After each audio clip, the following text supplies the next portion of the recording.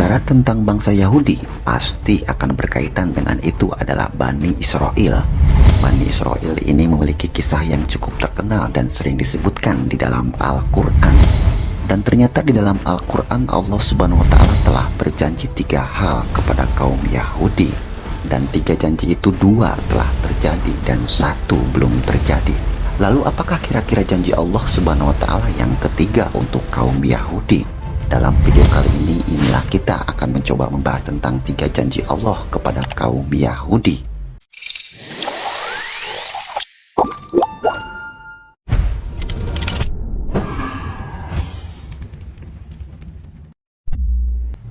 Yahudi merupakan suku bangsa yang merangkap sebagai agama. Kata Yahudi diambil dari salah satu marga dari 12 leluhur suku Israel yang paling banyak keturunannya, yaitu Yahuda atau Yehuda. Yahuda ini adalah salah satu dari 12 anaknya Nabi Yakub alaihissalam, yang mana Nabi Yakub sendiri diperkirakan hidup sekitar abad ke-18 sebelum Masehi. Nabi Yakub ini memiliki nama lain yaitu Israel. Kata Israel sendiri terdiri dari 2 kata, Isra yang artinya hamba dan El yang artinya Tuhan. Jadi arti Israel adalah hamba Tuhan. Sebenarnya nama itu adalah nama yang bagus, namun tidak seperti sikap dan kelakuannya yang melakukan pembantaian untuk orang-orang yang ada di tanah Palestina. Kemudian karena saking sayangnya Allah Subhanahu wa Ta'ala kepada mereka, ada banyak sekali nabi yang diutus kepada kaum ini melebihi jumlahnya nabi yang diutus di tempat lain. Dan karena memang terkenal akan kesombongan dan keras kepalanya, banyak dari nabi-nabi itu didustakan mereka. Bahkan ada beberapa nabi yang mereka bunuh dengan sengaja. Apakah setiap datang kepadamu seorang rasul membawa suatu pelajaran yang tidak sesuai dengan keinginan kalian, lalu kalian bersikap sombong? Kemudian beberapa orang di antara nabi itu kalian dustakan, dan beberapa nabi yang lain kalian bunuh. Al-Quran Surat Al-Baqarah ayat 87. Mereka dikatakan membunuh Isaya, Zakaria, Yahya, dan nabi-nabi lainnya, yang padahal mereka tahu itu tidak dibenarkan. Dan Allah Subhanahu wa Ta'ala juga menyebutkan bahwa orang-orang Yahudi itu telah berupaya untuk membunuh Isa tetapi tidak berhasil.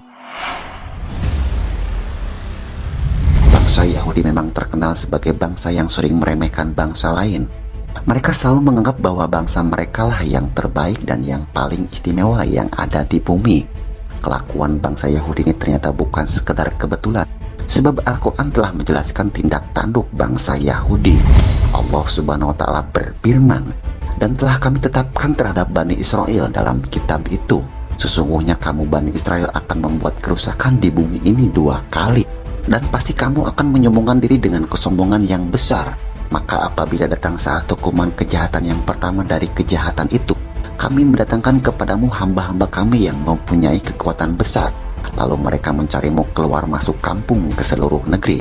Dan itulah ketetapan yang pasti terlaksana. Al-Quran Surat Al-Isra ayat 4-5. Ayat itu diturunkan di Mekah jauh sebelum kaum muslimin punya kekuatan di Madinah. Dalam sejarah yang tercatat, bangsa Yahudi ini telah berkali-kali mengalami kehancuran sebelum datangnya Islam. Dahulu kala keberadaan bangsa Yahudi pernah hampir punah oleh kekuatan Babilonia dan Romawi. Ketika itu Yahudi ditaklukkan oleh Babilonia yang dipimpin oleh Raja Nebukadnezar.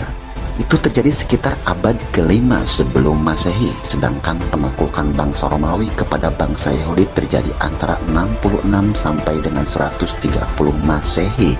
Allah Subhanahu wa Ta'ala berfirman, Dialah yang mengeluarkan orang-orang kafir di antara ahli kitab dari kampung-kampung mereka pada saat pengusiran pertama. Kamu tidak menyangka bahwa mereka akan keluar, dan mereka pun yakin bahwa benteng-benteng mereka tidak dapat mempertahankan mereka dari siksa Allah. Maka Allah mendatangkan kepada mereka hukuman dari arah yang tidak mereka sangka-sangka, dan Allah melemparkan ketakutan dalam hati mereka. Mereka memusnahkan rumah-rumah mereka dengan tangan mereka sendiri dan tangan orang-orang mukmin. Maka ambillah kejadian itu untuk menjadi pelajaran, hai orang-orang yang mempunyai pandangan. Al-Quran Surat Al-Hasyr ayat 2. Pengusiran dan kehancuran bangsa Yahudi yang pertama kali mengakibatkan orang-orang Yahudi terpecah dan tersebar ke seluruh negeri. Janji Allah Subhanahu wa Ta'ala yang kedua kepada kaum Yahudi adalah Allah Subhanahu wa Ta'ala kasih mereka giliran untuk menguasai dunia. Setelah sebelumnya bangsa Yahudi ini berhasil diluluh lantahkan. Allah Subhanahu wa taala berjanji kepada kaum Yahudi untuk memberikan kesempatan kepada mereka bangkit lagi dengan kebangkitan yang luar biasa. Jika kita lihat di zaman sekarang, kaum Yahudi ini sekarang sedang menguasai dunia. Hampir seluruh lini mereka berhasil kuasai seperti bidang ekonomi, sosial, politik, dan pemerintahan. Hal ini dibuktikan Allah Subhanahu wa taala di dalam Al-Qur'an. Kemudian kami berikan kepadamu giliran untuk mengalahkan mereka kembali, dan kami membantumu dengan harta kekayaan dan anak-anak, dan kami jadikan kamu kelompok yang lebih besar. Al-Quran Surat Al-Isra ayat 6. Jika kita mendengar ayat tersebut, bukti nyata bisa kita lihat bahwa benua Amerika yang memiliki hanya 2% orang-orang Yahudi di sana, tapi sebagian besar Yahudi berhasil menguasai Amerika.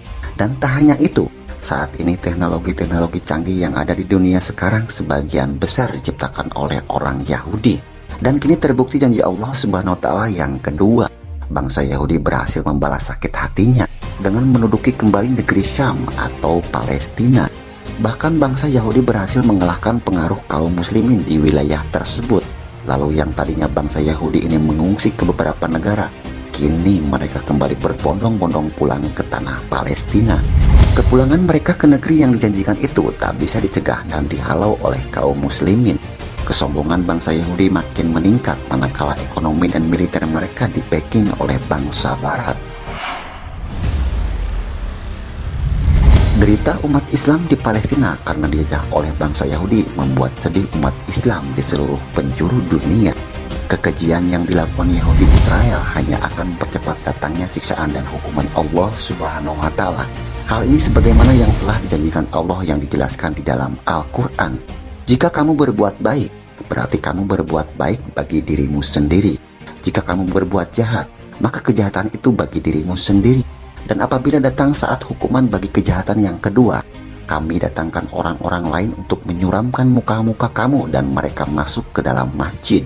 Sebagaimana musuh-musuhmu memasuki pada kali pertama dan untuk membinasakan sehabis-habisnya apa saja yang mereka kuasai.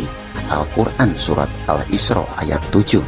Dari ayat itu, Allah Subhanahu wa taala akan memastikan suatu hari nanti bangsa Yahudi akan dimusnahkan dari muka bumi. Kaum muslimin pun akan kembali menguasai Masjidil Aqsa yang sekarang sedang berusaha dihancurkan oleh Yahudi di Palestina. Dan konon menurut berita yang beredar, usaha penghancuran Masjidil Aqsa itu ada dua sebab. Sebab yang pertama karena menurut pemahaman mereka, di bawah tanah Masjidil Aqsa ada kuil Sulaiman. Yahudi berusaha mengeluarkan kuil tersebut dari dalam tanah yang nantinya akan mengakibatkan robohnya Masjidil Aqsa. Sebab yang kedua karena Yahudi memang sengaja menyulut emosi seluruh umat Islam di dunia.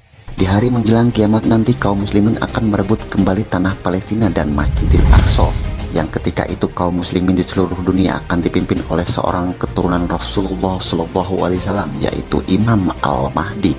Janji ketiga ini masih belum terjadi dan pasti akan terjadi. Palestina dan Masjidil Aqsa akan dikuasai kaum muslimin sebagaimana di masa pemerintahan Umar bin Khattab yang dulu pernah menaklukkan bumi Palestina. Di dalam kitab Taurat sendiri, Allah Subhanahu wa taala telah memutuskan bahwa Bani Israel akan memasuki bumi yang diberkati, yaitu bumi Palestina. Bahkan mereka di sana akan mendirikan pemerintahan, tetapi kemudian mereka akan membuat kerusakan besar sehingga menyebabkan Allah Subhanahu wa taala menghukum mereka dengan cara mengirim hamba-hambanya yang tangguh. Jadi itulah tiga janji Allah kepada kaum Yahudi. Wallahu a'lam bishawab.